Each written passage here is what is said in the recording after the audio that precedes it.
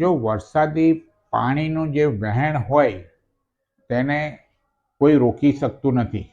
કોઈ વરસાદી પાણીનું કાયમ નિકાલ થતું એવું કોઈ હોકળું હોય, એવું કોઈ વહેણ હોય, એવી કોઈ ખાડી હોય અને જો એ રોકાય તો સૌથી પ્રથમ મામલતદારશ્રીનો સંપર્ક કરવો જોઈએ અને મામલતદાર એક્ટ હેઠળ સત્તા છે કે એવું વરસાદી પાણીનું જો કોઈ રૂકાવટ કરતી પાળ બાંધી હોય, દિવાલ બાંધી હોય તો મામલતદાર શ્રી હુકમ કરીને એ દૂર કરે છે. મામલતદાર પછી પ્રાંત અને કલેક્ટર અલ્ટિમેટ એના સત્તાધીશ છે. વરસાદી વહેણનું નિકાલ થતું કોઈ અટકાવતું હોય તો મામલતદાર, પ્રાંત અથવા કલેક્ટર કોઈને પણ આપ અરજી કરશો તો એ લોકો કાયદાનો એ પગલાં લઈ અને એવું વહેણ ખોલી આપશે.